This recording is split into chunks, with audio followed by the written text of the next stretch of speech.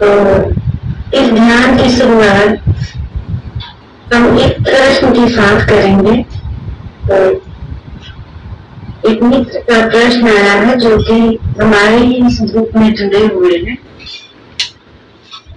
अभी मैं उनके प्रश्नों को लेती हूँ। हमें कृष्ण बेला जो कि हमारे इस ग्रुप से जुड़े हुए वो ध्यान में असम्मिलित नहीं होते, फिर भी वो जुड़े। उन्होंने एक वीडियो मुझे शेयर किया, वो सखा का वीडियो था। आप सबने देखी होंगे सखा को। तो उनका एक वीडियो शेयर किया और उस वीडियो के बारे में कुछ जानना चाह रहे थे। उन्होंने लिखा है कि महाप्रणाम, उपरोक्त वीडियो आप पूरा अवश्य सुने। उसके बाद पुनः आपके विचारों की मुझे बहुत आवश्यकता है। मां उपरोक्त वीडियो सुनने के बाद अपना विचार अवश्य देने की अनुकंपा कर। तो एक और प्रश्न आया है, इन्हीं के प्रश्नों के संबंधित है वो। राकेश जी हिमाचल प्रदेश से पूछते हैं कि मां, महात्मा बुद्ध नास्तिक थे। उनका क्वेश्चन है कि महात्मा बुद्ध नास्तिक थे।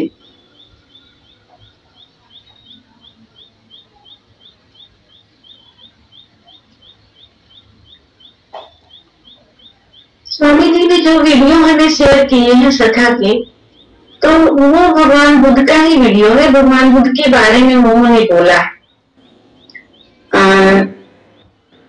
तो मैं ज्यादा वो वीडियो तो नहीं देख पाई, बहुत थोड़ा देखा, क्योंकि थोड़ा से ही मुझे ऐसा लगा, क्योंकि उन्होंने भगवान बुद्ध पर जो बोला है, अपने विचार रखे हैं, हो सकता है कि वो अपने समझ से उन्होंने जो बोला हो सकता है सही हो, लेकिन मेरी जो समझ है, मैं जहां तक समझी, उन्होंने भगवान बुद्ध को बोला कि भगवान बुद्ध को एंजाइटी था और भगवान बुद्ध भयभीत रहते थे मौत के कारण। उस वीडियो में उन्होंने बताया है कि मौत की वजह से वो भयभीत रहते थे, उनको एंजाइटी था और वो अपने शिष्यों को उसी भय के कारण से वो शमशान घाट भेजते थे।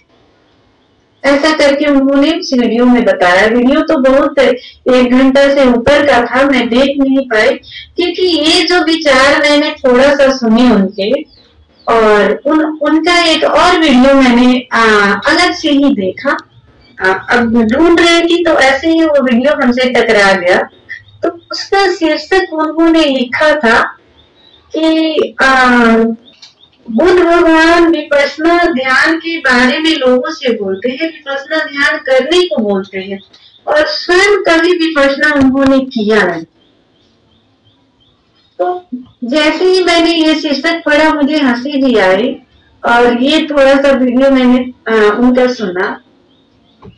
तो पहली बात स्वामी जी से मैं ये कहना चाहूंगी, जैसे कि उन्होंने लिखा है इसमें कि अपने विचार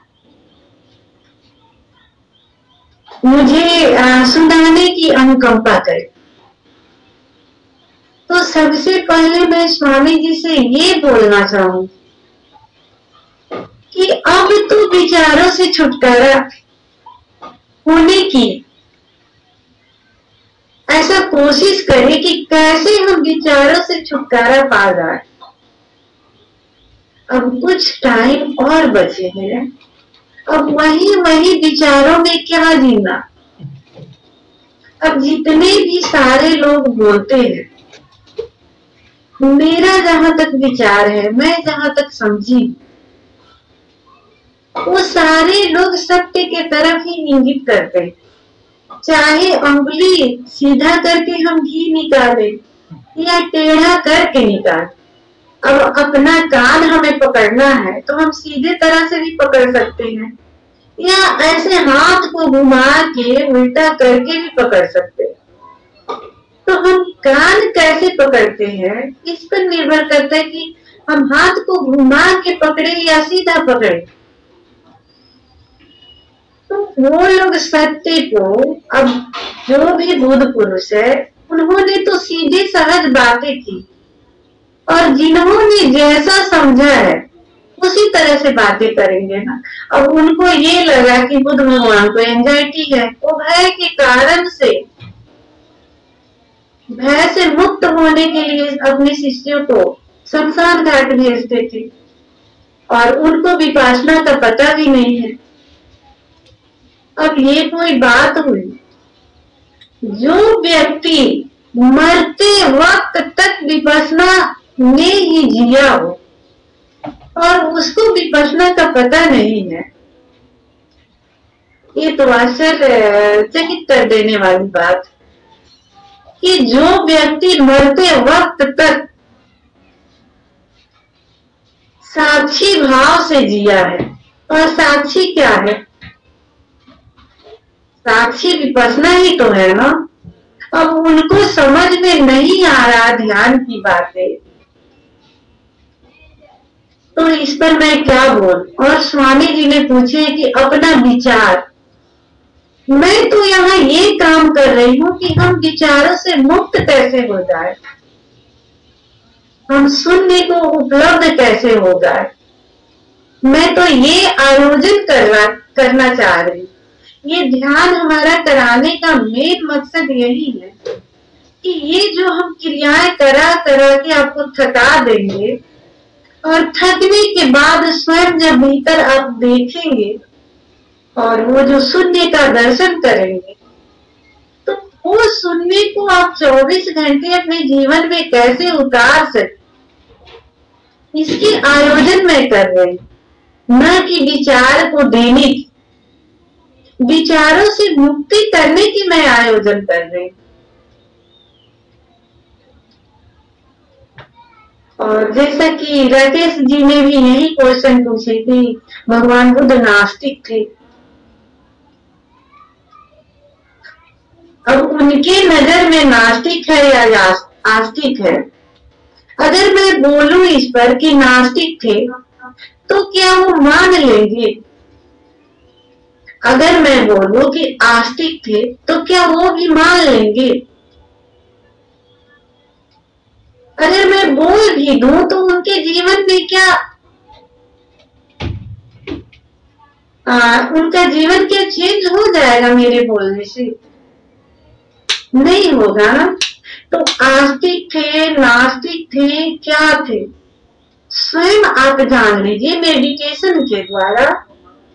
जब आप मेडिटेशन की गहराइयों में उतरेंगे तो स्वयं आपको पता चलेगा उस अनुभव से कि आखिर भगवान बुद्ध क्या थे, आस्तिक थे या नास्तिक थे। जब हमें प्रेम का अनुभव होता है और हम जब प्रेम का स्वाद चख लेते हैं, प्रेम की पीड़ा से जब गुजरते हैं, उस अनुभव से जब गुजरते हैं, तो क्या हमें किसी से पूछने जाना पड़ता है कि प्रेम है क्या? और क्या हम प्रेम को व्यक्त भी कर पाएंगे? तो मैं यही आयोजन कर रही हूँ कि आप स्वयं जान लें। और इन सारे विचारों में वो क्या करता है, वो क्या करता है, कौन क्या करता है, इससे क्या करना है? हमें स्वयं के भीतर उतरना है ना, हमें विचारों से मुक्त होना है। अब भी समय है थोड़ा बहुत, अब भी तो हम जाग जाएं। और जिंदगी का कोई भरोसा नहीं। स्वामी जी का एज भी हो चुका है, अभी भी उसी विचारों में, उसी मंथन में, ये इसने कहा, ये इसने ये कहा। अब तो उससे ऊपर उठे। अब क्या किसने क्या क्या कहा, उससे अब हमें क्या करना है? हमें ये आयोजन करना चाहिए कि अब हम शून्य को कैसे उपलब्ध हो जाए, ध्यान को कैसे उपलब्ध हो जाए। किसने क्या कहा, किसने क्या नहीं कहा, क्या वो हमारे भीतर चेंजिंग ला सकता है? नहीं। चेंजिंग लाने के लिए बस स्वयं के भीतर उतरना पड़ा,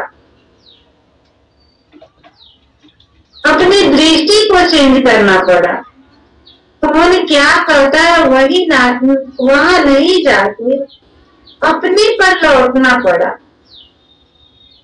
जब हम अपने पर लौटेंगे तो कौन क्या कहा स्वयं ही जान पाएंगे। जब हमारे भीतर शून्य घटित होगा, शून्य उतरेगा, तो स्वयं ही हम जान पाएंगे। तो स्वामी जी के लिए मेरा यही छोटा सा एक संदेश है कि किसने क्या कहा, किसने क्या नहीं कहा, ये छोड़ दीजिए। इशारा किस तरफ कर रहा है, बस इशारा देखिए। अब हम हाथ इधर से घुमा के कहाँ इशारा कर रहे हैं, क्या चीज के लिए? कान पकड़ने के लिए। कान देखिए, सीधा हाथ से कान पकड़े या उल्टा हाथ से कान पकड़े, बस कान पर ध्यान दीजिए ना। किधर से क्या आ रहा है, किधर से क्या नहीं आ रहा है, उस पर क्यों ध्यान दें? स्वयं के भीतर उतरिए। अब उस शून्य को कैसे, अब हम इस क्षण में भी, अब मौत बहुत करीब है, कब आ जाएगी कोई नहीं जानता। तो इस समय भी हमें सचेत हो जाना पड़ा कि मौत अब प्रतिपल आ रही है।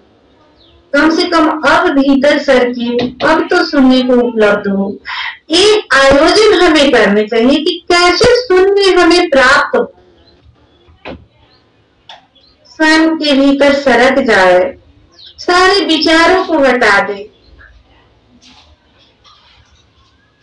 और साक्षी भाव से भीतर देखते रहे। देखते देखते तो घड़ी, वो क्षण आपको समझ में आने लगेगा, पकड़ में आने लगेगा, वो गए वो सुनने का। और धीरे धीरे जैसे जैसे पकड़ में आएगा उस चीज को आप जीने लगेंगे, और जैसे जैसे आप जिएंगे वो जो गैप है सुनने का वो बढ़ने लगे। तो शून्य में जीने की आदत बनाए। अब भी देर न कर। तो स्वामी जी के लिए मेरा यही छोटा सा एक मैसेज है। और जैसा कि कल भगवान भाई ने एक प्रश्न पूछे थे, तो जिसका मैं वीडियो बनाई तो थी, लेकिन किसी कारणवश वो डिलीट हो गया था। उन्होंने पूछा था कि ध्यान करते समय मेरा जो सिर है वो पीछे की तरफ झुकने लगता है, तो क्या ये सही है? इसके बारे में कृपया बताएं। तो जैसा कि मैंने कल भी कहा था, जब भी हमारे भीतर अगर एनर्जी जो ऊर्जा जगती है ध्यान के माध्यम से, तो ऊर्जा कहीं ना कहीं गति लेती, वो रास्ता बनाती है ऊपर के चक्रों पर जाने के लिए। तो जब वो रास्ता बनाती है तो हमारे शरीर में बहुत तरह की क्रियाएं होने लगती है। कभी कभी आपको लगेगा कि अचानक ऐसे घूम जाओ, या कभी हाथ उठा लो, पैर को ऐसे ऐसे ऐठन करूं, या आपको कूदने का मन होगा, या लगता होगा कि घाटी को ऐसे ऐसे ऐसे ऐसे करो। बहुत सारी क्रियाएं होंगी। ये जितना भी योगासन बना हुआ है, ये ध्यान के उच्च शिखरों में जो व्यक्ति गए हैं उन लोगों ने ही बनाया, क्योंकि ऐसे ऐसे बॉडी मूवमेंट करने लगा जिससे कि उन लोगों के बॉडी में जो भी ग्रंथियां थी वो सारे विसर्जित हुए उस योगासन के द्वारा। तो अब हम उसको ये व्यायाम के रूप में लेते हैं या प्राणायाम के रूप में लेते हैं, जो भी नाम दें उसके रूप में लेते हैं, लेकिन ये सारे ध्यान की ऊंचाइयों से निर्मित हुआ। रामकृष्ण परमहंस को जब ये एनर्जी ऊर्जा जब जगती थी, गिर जाते और बेहोश हो जाते, तो एनर्जी कैसे कब क्या रूप लेगी हमें पता नहीं है। एनर्जी तो आपका ये जो सिर ऊपर की तरफ झुकने लगता है, तो ये शुभ लक्षण है। ये एनर्जी जब आपको ऊर्जा जब पैदा होती है तो ये रास्ता बनाती है, वो ऊपर की छतों पर जाने के लिए रास्ता बनाती है। तो शरीर बहुत तरह के मूवमेंट ले सकता है, तो इससे डरने की कोई बात नहीं है, ये शुभ है। और जहां तक मैंने भगवान भाई को देखा है ध्यान करते हुए, वो अपना 99% देते ध्यान के लिए। और जो आदमी इतना परसेंट देगा, तो ये स्वाभाविक बात है कि एनर्जी का प्रवाह ज्यादा होगा, और ज्यादा होगा तो शरीर में बहुत सारी क्रियाएं होने लगेंगी। तो भगवान भाई के लिए यही मेरा एक छोटा सा मैसेज है कि जो भी हो रहा है उसमें सहायता करे, सहयोग दे। जैसे सहयोग देंगे वो एनर्जी एक रास्ता बनाएगी और ऊपर के चक्रों पर गति करेगी। उसके बाद आपको जो अनुभव होगा, जो शांति महसूस हो, उसका शब्दों में आप कोई भी व्याख्या नहीं कर पाए। तो ये जो भी हो रहा है ये शुभ हो रहा है, तो इसको और सहायता करेंगे, इस पर रोक नहीं लगाए।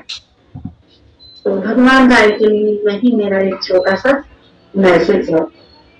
तो जैसा कि डेली हम ओशो के मौजूदगी में ओशो को सेलिब्रेट करते हैं और ओशो के अमृत वाणी से इस ध्यान की शुरुआत करते हैं, तो मैं ओशो का वीडियो लगाऊंगी। ओशो के मौजूदगी में आप उनका सेलिब्रेट करेंगे, सेलिब्रेशन करेंगे और बैठे बैठे झूमेंगे और फिर आंखें बंद करके ओशो को महसूस करते हुए उनके अमृत वाणी को सुनेंगे।